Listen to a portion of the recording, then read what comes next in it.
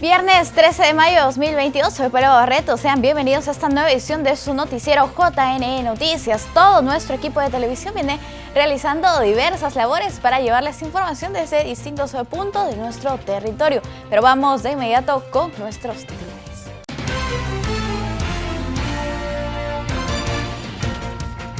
JNE y OMPE rechazan declaraciones sobre presunto fraude y exigen pruebas.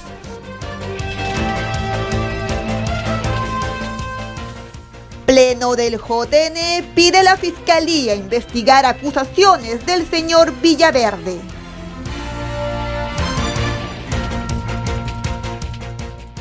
Especialistas rechazan supuesto fraude electoral.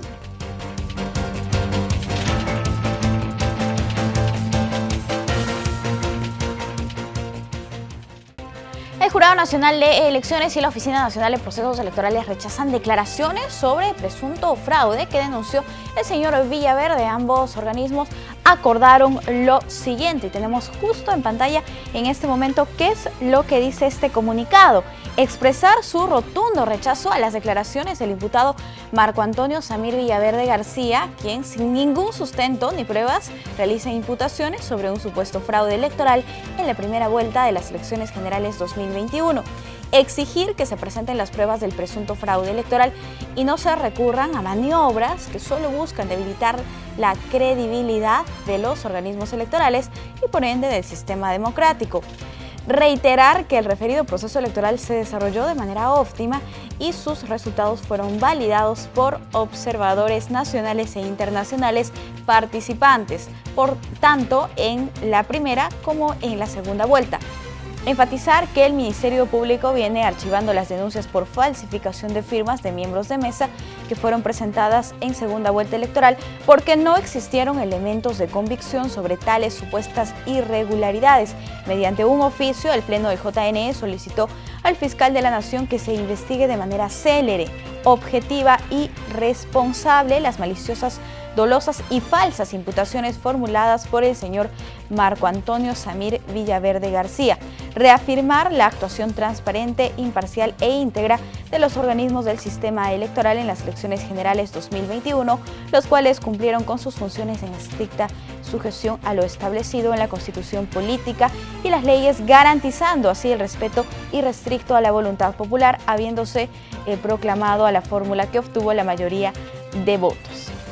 Y finalmente indica ratificar que el sistema electoral continuará trabajando de manera independiente e imparcial a fin de cumplir con las funciones constitucionalmente encomendadas, actuando siempre con la finalidad de asegurar que las votaciones traduzcan la expresión auténtica, libre y espontánea de los ciudadanos. Este es el comunicado que ha emitido el día de ayer el Pleno del Jurado Nacional de Elecciones junto a la Oficina Nacional de Procesos Electorales. Como lo señalamos en el comunicado que acabamos de leer, el Pleno del Jurado Nacional de Elecciones envió un oficio a la Fiscalía de la Nación para que investigue las acusaciones del señor Samir Villaverde.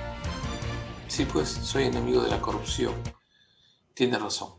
Así de enfática fue la respuesta del presidente del Jurado Nacional de Elecciones, Jorge Luis Salas Arenas, tras las acusaciones de Samir Villaverde. El titular del JNE exhortó a la ciudadanía a mantener la tranquilidad y serenidad frente a la información que circula en medios de comunicación y redes sociales. En este contexto, el Pleno del Jurado Nacional de Elecciones envió un oficio al fiscal de la Nación, Pablo Sánchez, pidiendo la investigación de las acusaciones del señor Samir Villaverde respecto a que Pedro Castillo lideró un supuesto fraude electoral para ganar las elecciones generales. El JNE pidió que en el más breve término se inicien las investigaciones, ya que la acusación de Samir Villaverde mella la imagen institucional del organismo electoral y la honra de sus componentes, afectando la confiabilidad en las funciones que la Constitución les encomienda. El Pleno del JNE indicó también que los resultados electorales del 2021 fueron el fiel reflejo de la voluntad de la ciudadanía. De otro lado, en un medio de comunicación digital, el magíster Salas Arenas indicó que es fundamental no perder de vista a las instituciones, las cuales vienen siendo atacadas de manera permanente. el Ministerio Público, el Poder Judicial, el Jurado Nacional de Elecciones, el Tribunal Constitucional están en el ojo de los dictadores, siempre. La historia en el Perú así lo señala. El copamiento, el manejo de estos organismos es vital para mantener sus perspectivas, ¿no? En este contexto, el presidente del JNE esta mañana, en una entrevista en IDL Radio, se refirió al supuesto fraude electoral. Escuchamos sus declaraciones. Hay un protocolo de ataque que involucra a varios sectores, ¿no? Se está ejecutando. Yo encuentro similitud entre lo que se hizo en su tiempo con el alcalde Andrade y otros personajes incómodos, se está reproduciendo ahora. Es un protocolo escrito, ¿no? Un diseño, una estrategia, ¿no? Hay que hacer esto, simultáneamente esto otro, por acá, por allá, etc. ¿Para qué? Para hacer que la gente asuma la idea del fraude, la reasuma, ¿no? Y se consolide en ese concepto. Ya tenemos la prueba. Y bueno, ¿y dónde está la prueba? No, sí, ¿no será que la están enjaezando, para usar un término de la caballería?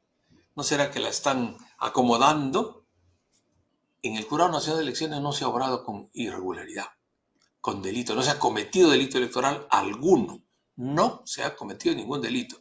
Otra cosa es que se esté buscando armar un tinglado con piezas sueltas, raras, para poder involucrar y decir, aquí hay sospecha. Hay sospecha. No es posible que el jurado funcione bajo sospecha. El escritor y premio Nobel Mario Vargas Llosa brindó declaraciones respecto al desarrollo de las pasadas elecciones generales 2021, indicando que fueron limpias y que el pueblo peruano se equivocó al emitir su voto. En el Perú hubo elecciones limpias durante el último proceso de elecciones, así lo afirmó el escritor peruano y premio Nobel de Literatura Mario Vargas Llosa, descartando la tesis de fraude existente por las últimas declaraciones sin fundamentos contra la labor de los entes electorales. Y sin embargo ha habido unas elecciones limpias y los peruanos han votado mal. Los peruanos han votado muy mal. Y esto hay que decirlo con absoluta claridad. Es importante que haya elecciones libres, pero es todavía más importante que en esas elecciones libres los electores voten bien. Declaraciones que realizó durante una charla en el Centro de Estudios para el Desarrollo, en su intervención sobre la actualidad en los países de América Latina, comentando en la misma que el país se encontraba en una situación favorable antes de la actual gestión. El caso del Perú es verdaderamente dramático, doloroso, profundamente doloroso. El Perú no estaba mal. El Perú estaba más o menos enrumbado en la buena dirección.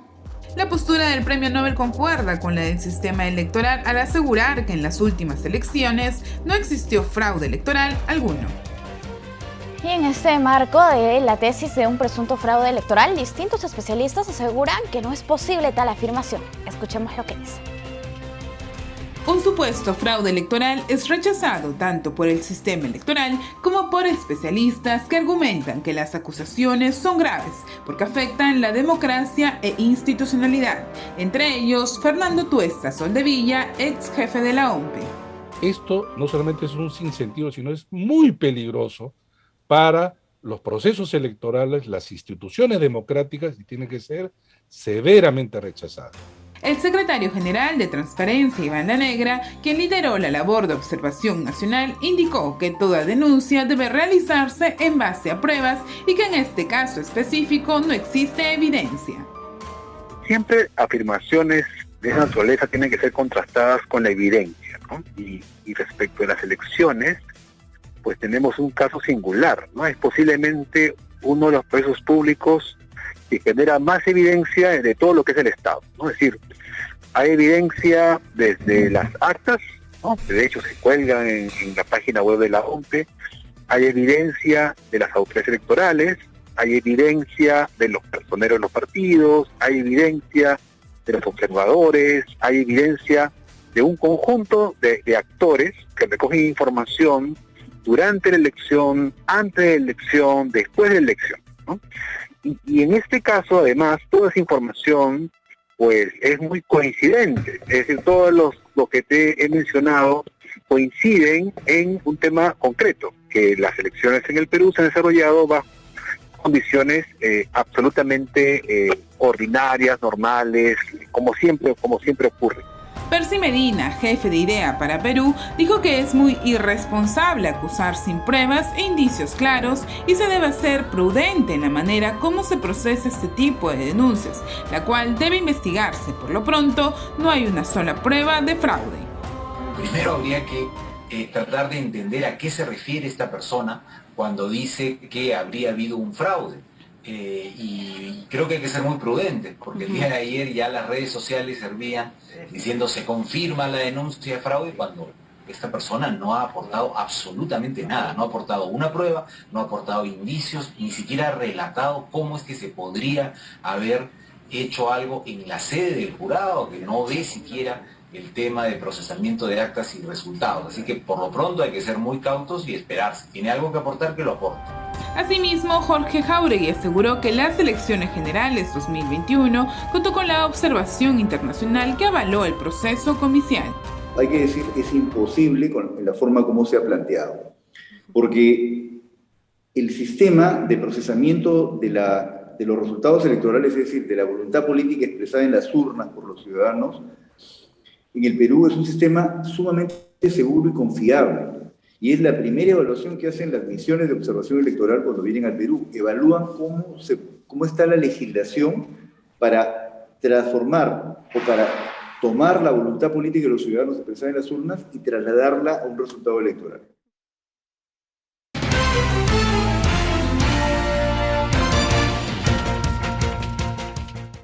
Y precisamente hablando de este contexto de una supuesta teoría de fraude electoral, hoy conversamos con la abogada Rosa María Palacios. ¿Cómo está? Bienvenida, muy buenos días.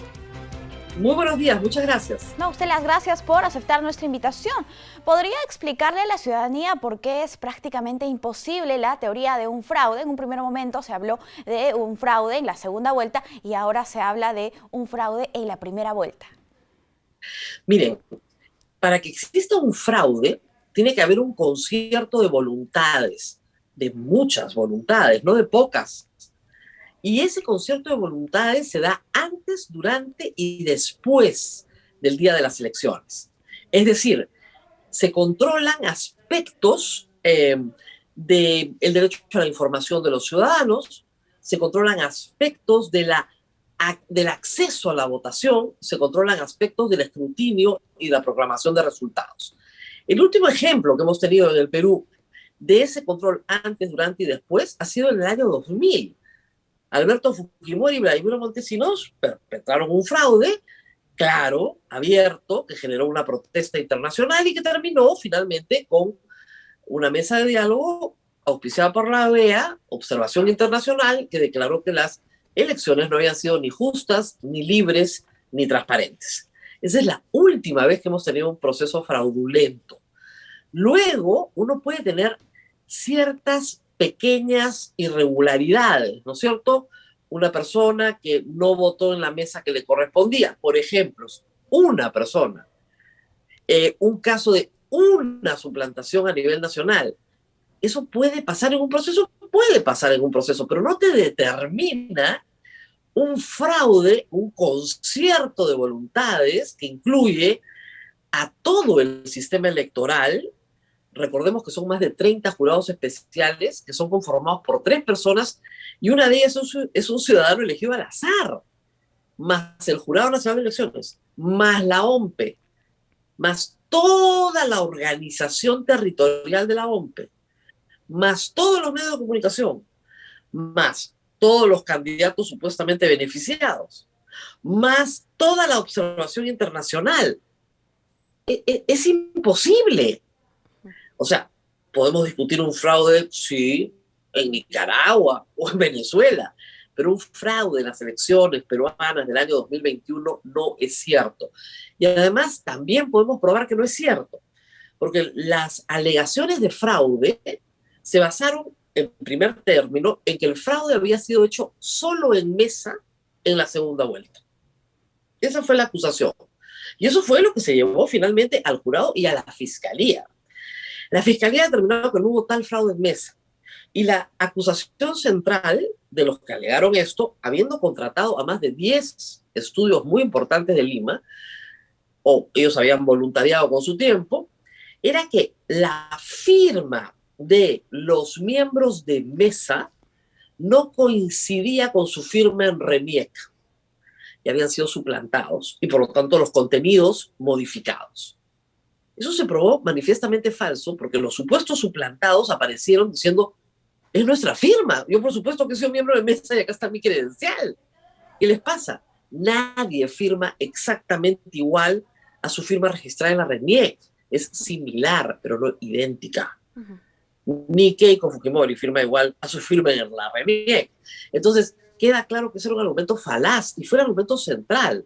Claro. El otro argumento era de carácter estadístico, es decir, hay 400 mesas donde Keiko Fujimori sacó votos, 400 mesas de 88,000 mesas, donde Keiko sacó votos en primera vuelta y sacó 0 en segunda vuelta, y eso es estadísticamente imposible. No, no es estadísticamente imposible. Tenía muy pocos votos en esas mesas. Las personas que votaron por ella pueden no haber ido a votar en segunda vuelta. Pueden haber votado nulo en segunda vuelta o finalmente pueden haber cambiado de opinión porque recibieron una información que les permitió conocer a un candidato que era prácticamente un desconocido en primera vuelta y que no sacó muy alta votación tampoco para quedar en primer lugar. Señora Palacios, además, además es importante explicar qué es lo que pasó con algunas denuncias que habrían llegado al Ministerio Público. ¿Qué dijo la Fiscalía? Bueno, la Fiscalía examinó lo que hemos conversado en este momento y dijo que no había absolutamente nada. Es decir, una candidata que había postulado 3 veces en segunda vuelta había vuelto a perder, también por un margen muy corto.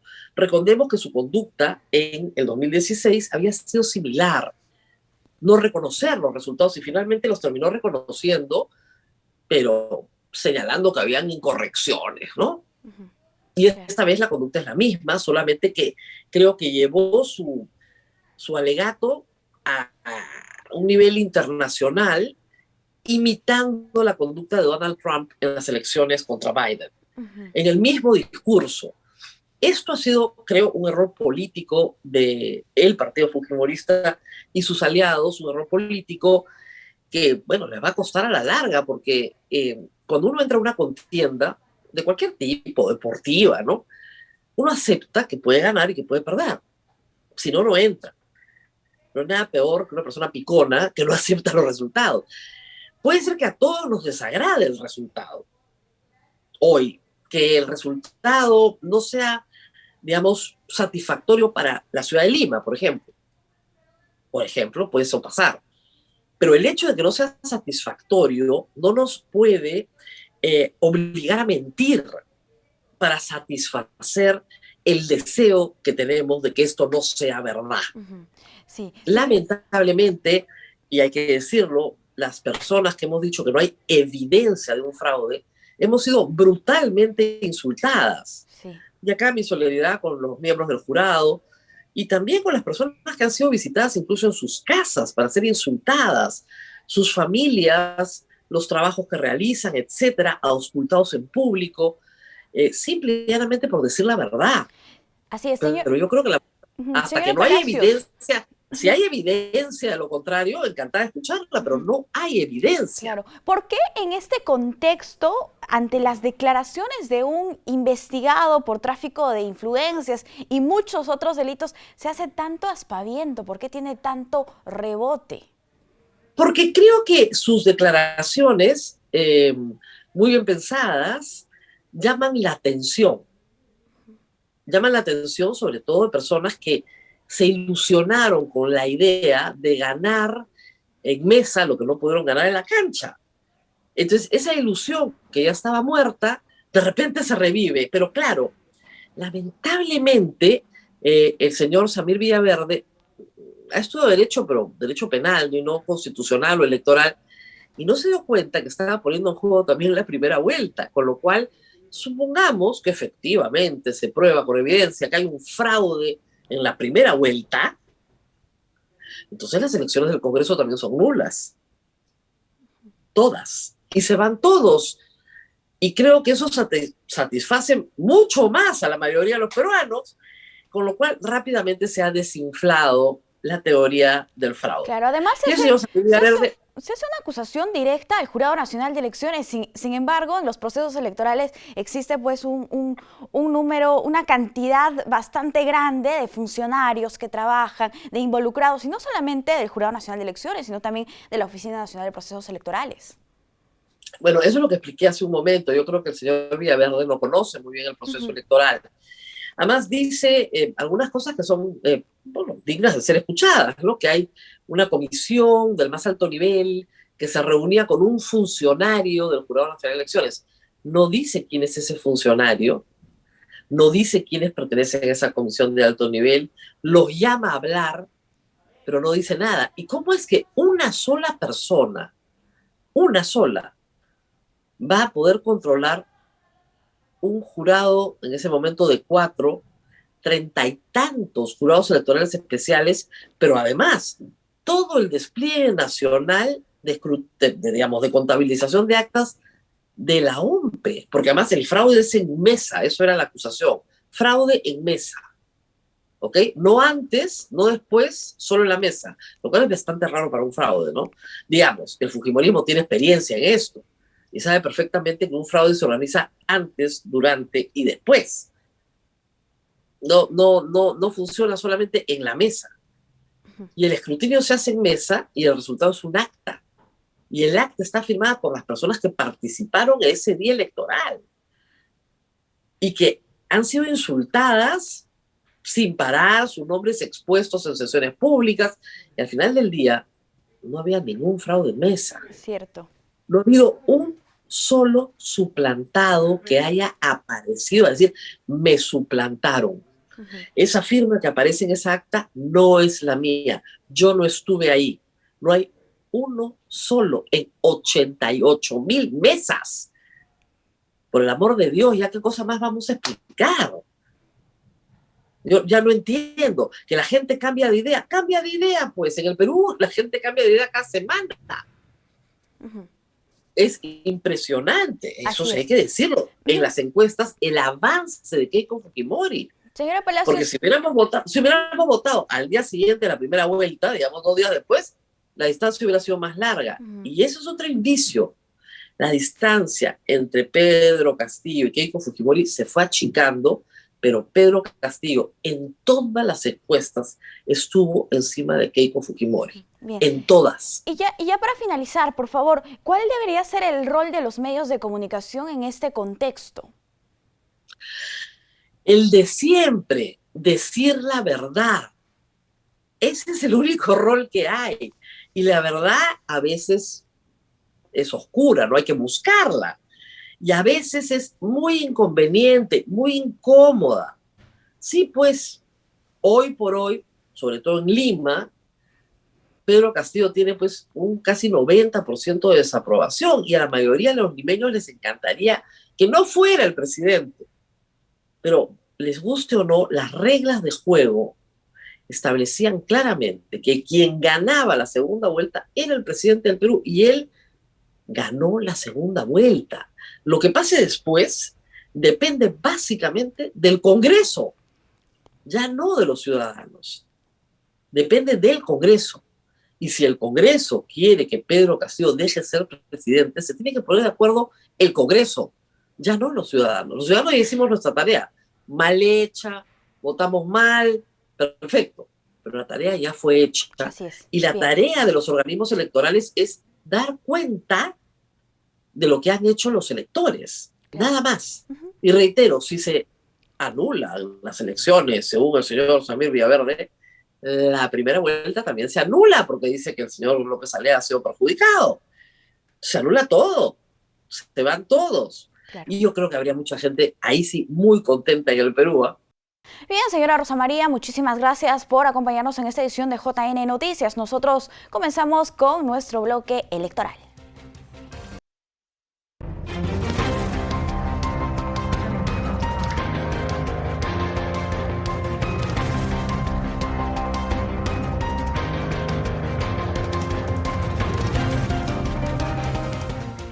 Más de 1.300 fiscalizadores supervisaron el traslado del material electoral a los locales de votación en el interior del país. Con esto se concluye la labor de fiscalización de despliegue para las elecciones internas en provincias. El material electoral para las elecciones internas ya está distribuido a nivel nacional. Fue desplegado por la OMPE, la capital limeña, posteriormente recibido en distintos puntos focales y oficinas regionales de coordinación y en todo momento supervisado por el personal de fiscalización del Jurado Nacional de Elecciones y asimismo con la seguridad de la Policía Nacional del Perú. Ahora ya se encuentra desplegándose a diferentes locales de votación y el JNE continúa con su labor de fiscalización.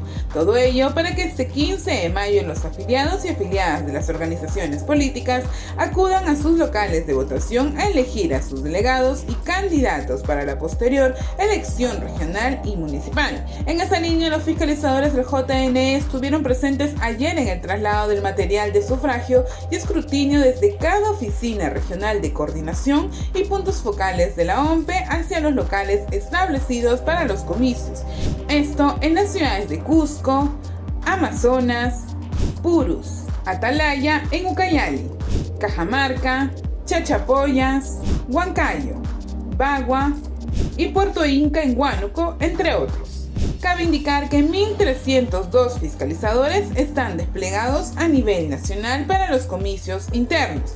Finalmente, el último despliegue del material para Lima Metropolitana y Callao se realizará este sábado. De igual forma, el JNE estará supervisando que el material llegue a los locales de votación, cumpliendo así con las últimas actividades previas a la jornada electoral.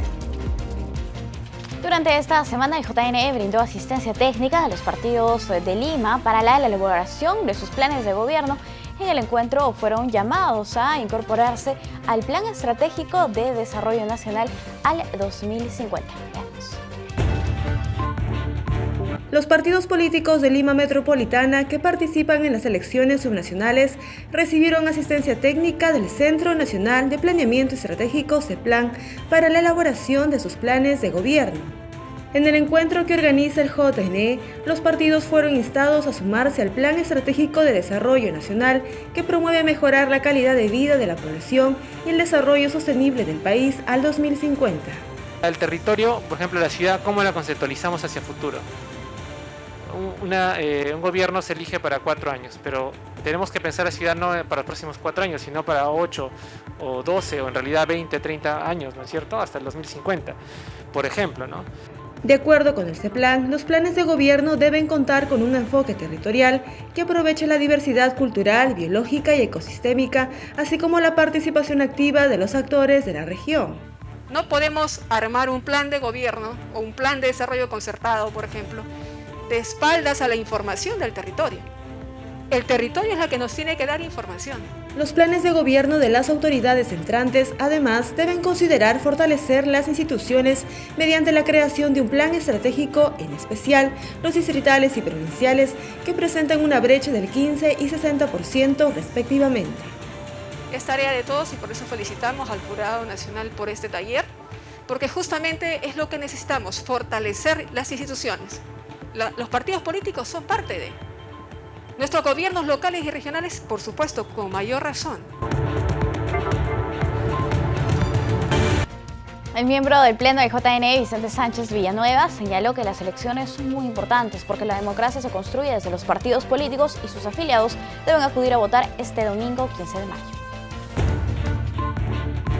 Este 15 de mayo, las organizaciones políticas elegirán a través de sus militantes a los candidatos que postularán en definitiva en las elecciones de octubre, en ciertos casos, mientras que en otras tiendas elegirán a sus delegados, que sufragarán una semana después, el 22 de mayo, para definir a sus candidatos.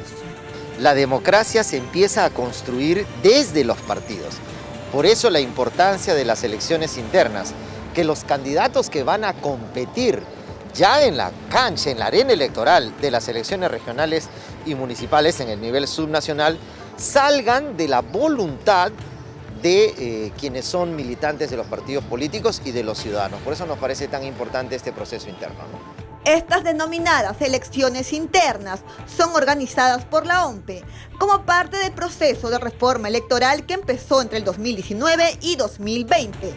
También están involucrados otros entes electorales como el Jurado Nacional de Elecciones, que fiscalizará el proceso, y el Registro Nacional de Identificación y Estado Civil, que elaboró los padrones de electores. Haría una invocación en el sentido de que se informen bien y que no den crédito a los fakes, que recurran a las fuentes oficiales. Para eso el Jurado Nacional de Elecciones tiene su fanpage, su página web, está el canal. Entonces es muy importante que no dejemos que la desinformación termine destruyendo la democracia. En ese sentido, el miembro del Pleno finalizó con la frase: la importancia de las elecciones recae en la poderosa acción que se le concede al ciudadano. Si usted es afiliada o afiliado a una organización política, sepa cómo votar este domingo 15 de mayo. A través de la plataforma OMPE Educa se brinda la capacitación virtual y se explica las características de las elecciones internas y detallan el rol que cumplirá cada actor electoral en la jornada, incluyendo material para complementar el aprendizaje.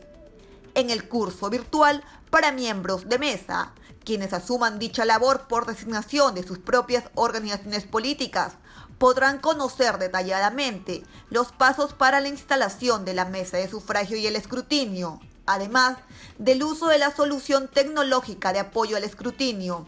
Por otro lado, el curso para los personeros de las organizaciones políticas brinda información de carácter técnico-legal para un mejor desempeño de trabajo de representación durante la instalación de la mesa, el sufragio y el escrutinio.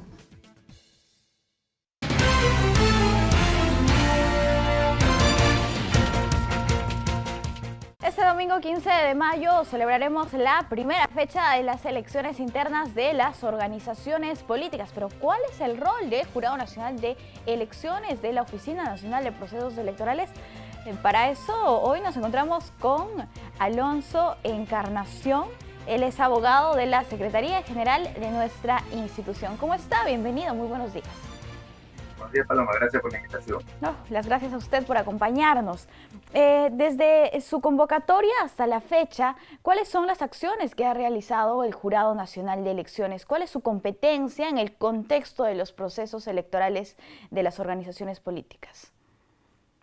Bien, para empezar, tenemos que conocer qué son elecciones internas, ¿no? Elecciones internas son la etapa previa a las elecciones ordinarias que pueden llevarse de cualquier índole, ya sean congresales, o regionales, municipales, presidenciales, como las que ya se han llevado a cabo hasta el año pasado.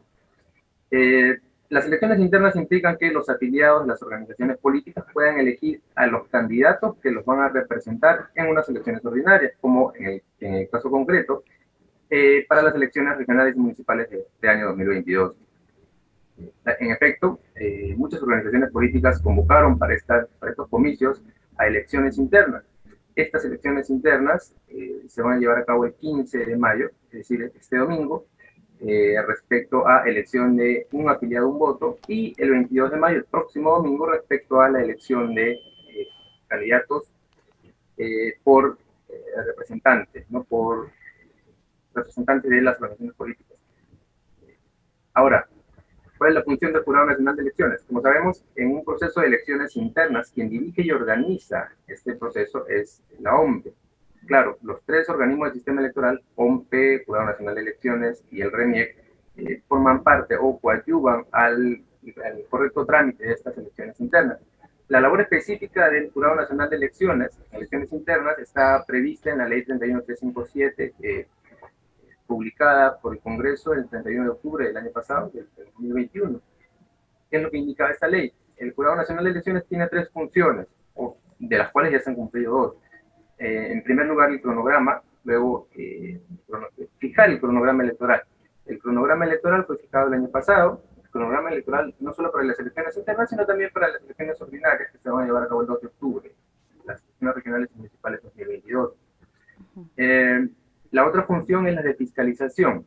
El jurado en la etapa de elecciones internas actúa como un observador claro, a través de sus diferentes fiscalizadores, evalúa el día de las elecciones, este 15 de mayo y el 22 también, para efectos de reportar incidencias que se puedan dar en el marco o en el desarrollo de la jornada electoral. Estas incidencias podrían servir más adelante como insumo para los jurados electorales especiales si se presentara algún tipo de controversia respecto a las mismas, es decir, al desarrollo y a la ejecución de las elecciones internas. La tercera función del Jurado Nacional de Elecciones en el marco de las elecciones internas está referida a la resolución de controversias que se puedan generar. Sin embargo, de acuerdo al reglamento de competencias que emitió el Jurado Nacional de Elecciones, digamos, resolución de controversias no es respecto, o no versa respecto a todas las controversias que puedan suscitarse en el desarrollo de las elecciones internas. Porque recordemos que las organizaciones políticas son personas jurídicas de derecho privado. Como tal, regulan su organización, su administración y las gestiones que puedan adoptar dentro de su misma organización. Así, cuentan con órganos electorales. Estos órganos electorales están encargados de resolver las controversias que puedan suscitarse en el desarrollo de las elecciones internas. Cuentan con 2 órganos, ¿no? De tal forma que pueda, digamos, evaluarse en doble instancia y así no vulnerar el derecho de los interesados, de los afiliados. Claro, Alonso, primero hablemos respecto a la labor de fiscalización. ¿Qué momentos del proceso ya hasta la fecha el Jurado Nacional de Elecciones ha acompañado en la fiscalización? Bueno, en primer lugar, ya se han presentado los padrones han sido evaluados, ahí formó parte también el RENIEC. Recordemos que el Jurado Nacional de Elecciones no cuenta con un órgano técnico para la verificación de firmas, para la verificación de las huellas dactilares de quienes afirman ser afiliados o quienes afirman querer postularse como candidatos a una organización política. Entonces es ahí donde el RENIEC se encarga de esta etapa previa que es netamente técnica, ¿no? Los fiscalizadores van a formar parte, por ejemplo, han formado parte ya desde la revisión o la verificación de la impresión de las actas de las cédulas de votación que van a ser utilizadas este domingo y también el próximo domingo, ¿no? En la participación de delegados, en la elección de los precandidatos o de los candidatos por parte de delegados de las organizaciones políticas.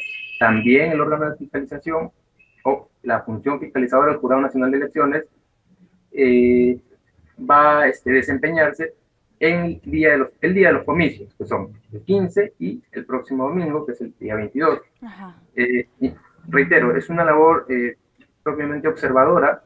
Si es que se presentan incidencias, los fiscalizadores van a poder levantar actas dejando constancia de estas incidencias. Específicamente este domingo 15, ¿cuántos fiscalizadores se van a desplegar a nivel nacional? ¿Desde qué hora comienzan sus funciones? El número exacto para no lo tengo, pero las funciones empiezan desde las 7 de la mañana. Sin embargo, los fiscalizadores están dispuestos o desempeñan sus movilizaciones de tempranas horas de la mañana. Ahora, el horario, digamos, el sistema de concurrencia de los afiliados a votar, las medidas sanitarias que se deben adoptar tanto por los organizadores como por los mismos afiliados que concurren a las votaciones, está determinada por la OMPE, ¿no? En su reglamento de... El reglamento de elecciones internas emitido por la OMPE, porque recordemos que ellos son los que organizan y también dirigen este proceso de elecciones. ¿Y qué pasa cuando los fiscalizadores se registran alguna incidencia? ¿Qué procede? ¿Cuál se hace el debido registro? Y posteriormente, ¿a quién se informa? ¿A qué instancia? Claro, los fiscalizadores, como en todo proceso electoral, pueden levantar actas, ¿no? Consignan en el acta cuál ha sido la incidencia, quiénes son las personas involucradas, quiénes formaron parte de repente quiénes fueron los miembros de mesa involucrados en esta mesa de votación o en el local de votación, de tal forma que para efectos de la evaluación del jurado electoral, ya cuando nos encontremos en las elecciones ordinarias, el jurado electoral especial puede evaluar si es que se cuestiona algún tipo de controversia respecto a elecciones internas, ¿no? Puede servir de insumo para el jurado electoral especial. Claro. Bien, ahora respecto a esta resolución de controversias, ¿en qué momento llega o ve el Jurado Nacional de Elecciones? ¿En qué instancia? Lo que tenemos claro, de acuerdo al reglamento de competencias, es que controversias referidas a candidaturas o afiliaciones, el Jurado Nacional de Elecciones no tiene competencia respecto a esto. ¿En qué casos sí tiene competencias? Por ejemplo, en la emisión de los resultados. Recordemos que hasta el 7 de junio la OMPE tiene como fecha límite para emitir los resultados de elecciones internas. En base a estos resultados finales, se pueden presentar de repente reclamos, impugnaciones. Estas impugnaciones pueden ser evaluadas por el Jurado Nacional de Elecciones. Por otro lado, tenemos las actas observadas. Como en el proceso ordinario, en una elección interna pueden observarse actas electorales. Estas actas observadas también pueden ser evaluadas por el Pleno del Jurado Nacional de Elecciones. Porque recordemos que los jurados electorales especiales aún no están activos y no forman parte de unas elecciones internas. Bien, cuando concluye este proceso de elecciones internas y se tienen los resultados, ¿cuál es el plazo que tendrán las organizaciones políticas para inscribir sus candidaturas? Y si este se hará también a través de una plataforma que pone a disposición el Jurado Nacional de Elecciones. Claro que sí. Desde el 7 de junio, fecha límite para que la OMPE emita los resultados, hasta el 14 a la medianoche, las organizaciones políticas tienen el plazo o la oportunidad para presentar sus listas de candidatos o fórmulas en el caso de gobiernos regionales. Para ello cuentan con el sistema de Clara. El sistema de Clara que se ha venido utilizando ya hace algunos procesos electorales y que, bueno, por su metodología, por su didáctica, por los pasos que son muy confiables y amigables para quien los utiliza, permiten de manera eficaz a los, en este caso, personeros legales y los que él pueda habilitar para que puedan ingresar las listas, ingresar estas es como las fórmulas de candidatos que han sido elegidas y que constan en los resultados finales de la OMPE. Ahora, en esta semana, a la que hago mención, del 7 de junio al 14 de junio, pueden ocurrir también los reemplazos. Para ello, recordemos que se instauró una figura a nivel reglamentario, que es la de candidatos para eventual reemplazo. ¿Qué se puede hacer en esta semana? Por ejemplo, si alguno de los candidatos que fue ya electo en elecciones internas hasta el 7 de junio, por ejemplo, ocurre que falleció alguno de ellos o alguno renunció, simplemente ya no quiere participar en la lista final por la que ganó en elecciones internas, las organizaciones políticas podrán reemplazarlos de tal forma que la lista continúe completa al 14 de junio. Claro. Recordemos que si una lista no está completa, es causal de improcedencia de toda la lista. Entonces, todo ello se puede llevar a cabo en una semana que, por cierto, va a ser una semana muy ajetreada, no solo para los organismos del sistema electoral, sino también para las organizaciones políticas que requieren o se les demanda un cierto deber de diligencia, ¿no? Claro. En este momento. Bien, Alonso, importante a tomar en cuenta en todo caso. Muchísimas gracias por acompañarnos aquí en JN Noticias. Ha sido un gusto conversar con usted. Gracias, muchas gracias. Buenos días. Buenos días. Hasta una próxima oportunidad. Nosotros tenemos que hacer una pausa.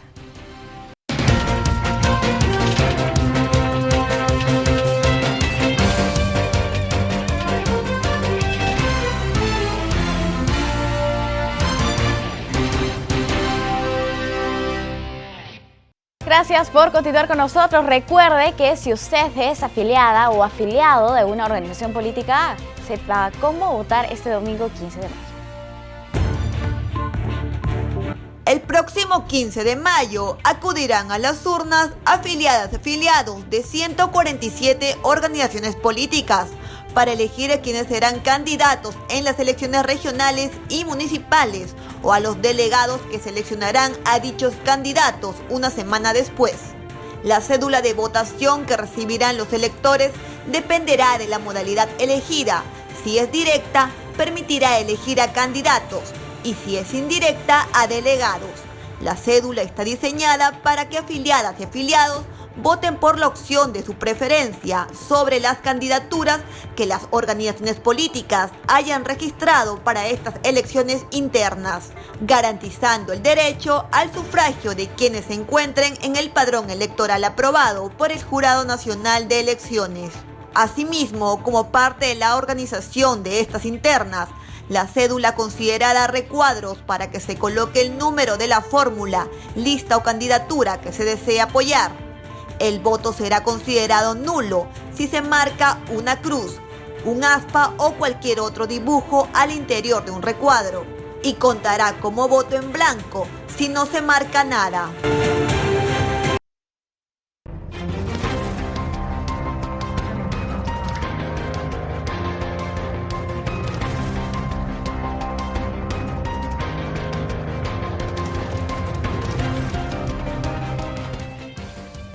Este 16 y 17 de mayo, el JNE, las organizaciones indígenas y autoridades estatales se darán encuentro en la 7ª reunión del Grupo de Trabajo para el Fortalecimiento de la Participación Política Indígena.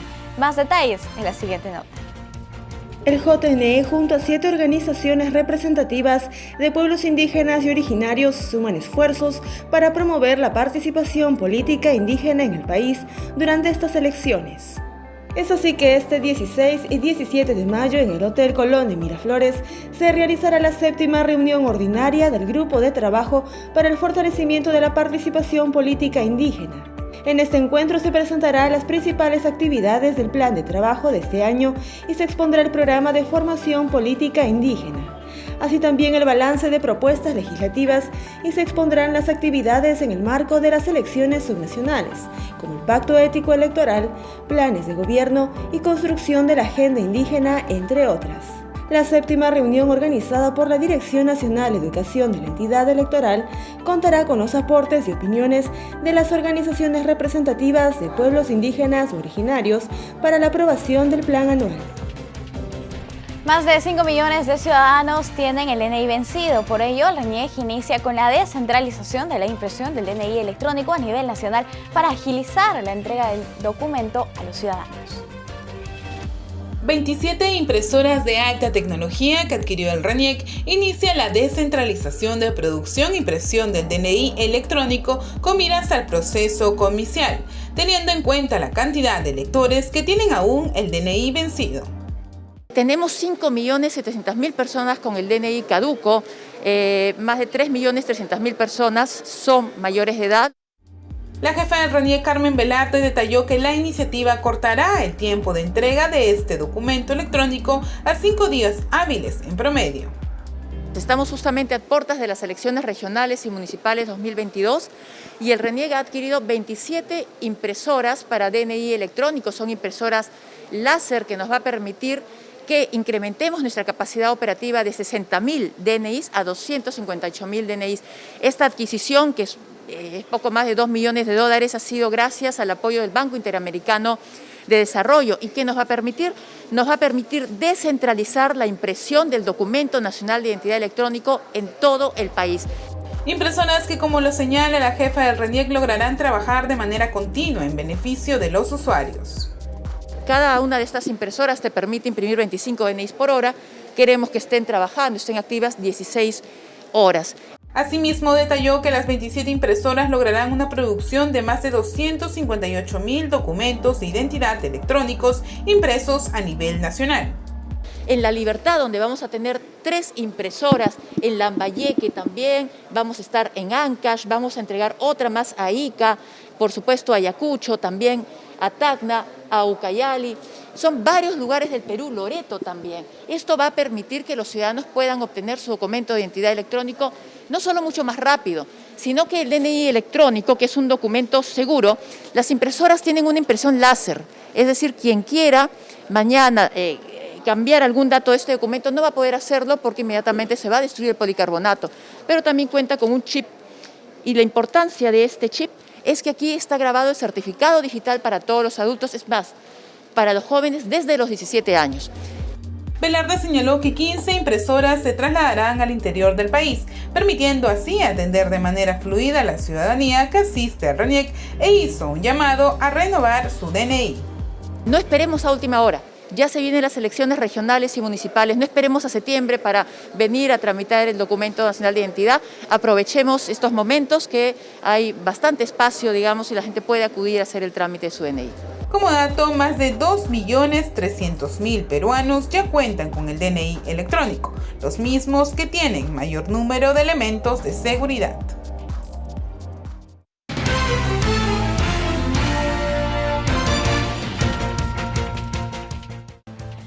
Hace un par de días, el Pleno del Congreso de la República ha realizado la elección de los nuevos miembros del Tribunal Constitucional que reemplazarán a los miembros que tienen el mandato vencido en el máximo intérprete de la Constitución Política del Perú. Para más detalles sobre este procedimiento, ¿cuáles serán los retos pendientes que tiene este colegiado? Vamos a conversar con James Rodríguez. Él es abogado constitucionalista. ¿Cómo está? Bienvenido, muy buenos días.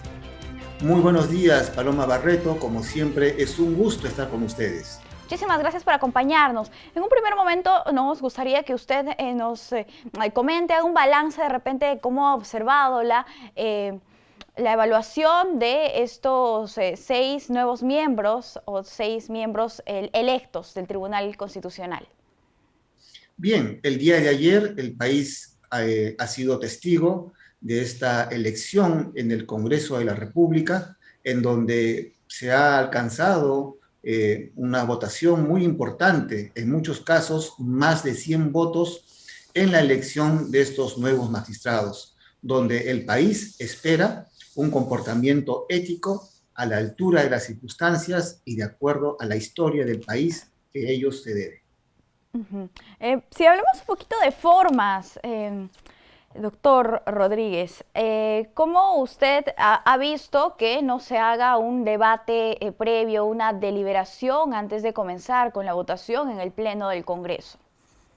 Hubiera sido conveniente, en aras de la transparencia y del conocimiento de la población, es decir, de la ciudadanía, que se genere un pequeño debate donde se podría dar alcances sobre la trayectoria profesional y personal de cada uno de los tribunos que han sido elegidos, obviamente antes de la elección.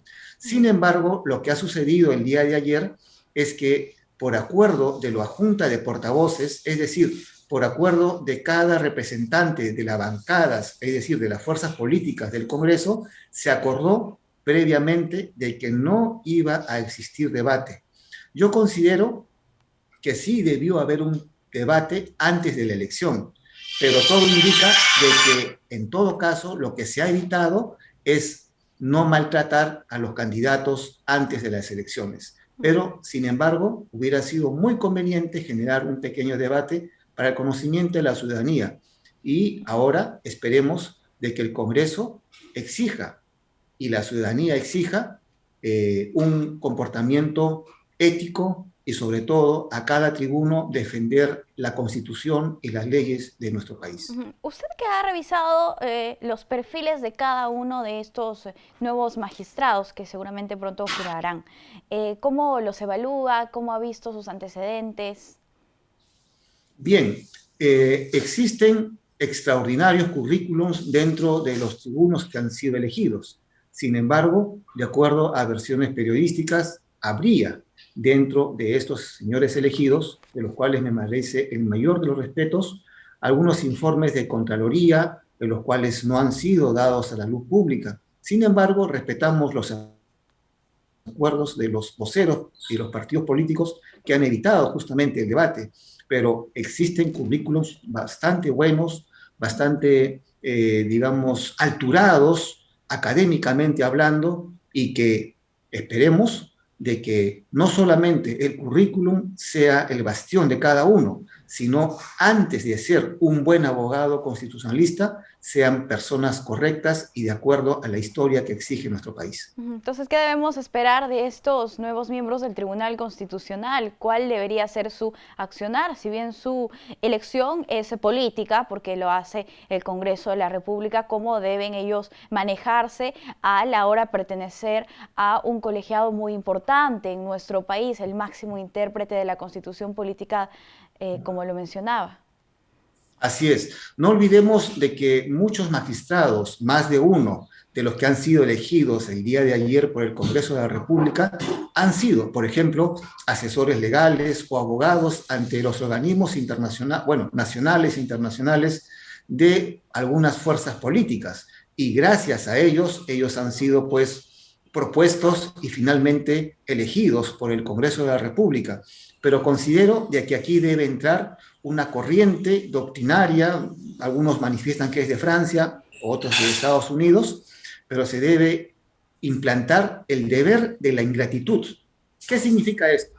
de que los magistrados se deben, sobre todo, a la Constitución, a las leyes de nuestro país, y no a las fuerzas políticas que lo pusieron y finalmente lo eligieron, porque la historia los va a juzgar no por las, digamos, acciones políticas, sino por las resoluciones. A los magistrados de nuestro país se les conoce por las resoluciones. A través de las resoluciones se conoce la calidad de magistrados, y ahora finalmente al Congreso de la República por sus acciones serán juzgados a través de la historia de nuestro país, y esperemos de que sean los mejores los que han sido elegidos. Bien. Doctor, ¿qué retos y tareas pendientes tendrá ahora este Tribunal Constitucional? Muchos. No olvidemos de que ahora vienen demandas muy importantes de partidos políticos, de nulidad de elecciones, los temas económicos, temas de coyuntura a nivel, digamos, de doctrinas, de género, en los cuales van a tener que dilucidar bastante bien, y ahora existen corrientes muy fuertes que exigen que los tribunos, sobre todo, se apeguen a las leyes, a la Constitución, a la Convención, es decir, a los tratados internacionales, y no hagan un papel muy cuestionable como el Tribunal Constitucional anterior, por ejemplo, al dar resoluciones donde finalmente la Corte Interamericana los declaró nulos. Y la gente va a recordar de que el anterior Tribunal Constitucional emitió resoluciones donde finalmente la Corte Interamericana les dijo en pocas palabras que estaba muy mal su accionar. Esperemos que eso no suceda en este nuevo Tribunal Constitucional. Claro, doctor, ahora regresando al tema de la selección de los miembros de este tribunal, ¿cómo se podría mejorar en nuestro país? Porque si hablamos de una elección política como lo que está pasando actualmente, como ordena la Constitución Política del Perú, podría generarse en un momento ciertas situaciones que no son las mejores, ¿no? Las más convenientes. ¿Se podría cambiar, mejorar de repente esta manera de seleccionar a los miembros de un colegiado tan importante? Eso depende de los acuerdos que se lleguen a través del Congreso o a través de unas leyes. No olvidemos, por ejemplo, en Ecuador, en Colombia y en Chile, las elecciones de los miembros del Tribunal Constitucional son elegidos por los poderes del Estado, es decir, el Ejecutivo, el Poder Judicial y el Poder Legislativo. En conclusión, en nuestro país solamente lo elige el Congreso de la República. Podría darse una, digamos, diversidad de elecciones, pero acá lo que importa es que esta elección haya sido de la forma más transparente posible, porque cuando algo nace de una forma incorrecta, finalmente va a dar un resultado incorrecto, pero que la ciudadanía confía de que el Congreso de la República haya elegido a los miembros más idóneos, no solamente profesionales, sino, como vuelvo a repetir, como personas, porque antes de ser un buen constitucionalista, debe ser una persona correcta. Y esto, a través de los días, las semanas, los meses y los años, la ciudadanía, por sus obras, los va a poder reconocer o censurar de acuerdo a las acciones que ellos toman. Bien, doctor, y qué bueno que menciona a la ciudadanía, porque nosotros también tenemos un rol fundamental, un rol de vigilancia, estar atentos a las decisiones de ahora estos nuevos miembros del Tribunal Constitucional. Ha sido un gusto conversar con usted. Hasta una próxima oportunidad. Un gusto realmente, y siempre a sus órdenes. Muy buenas tardes. Gracias, hasta luego. Nosotros vamos a hacer una pausa. Volvemos.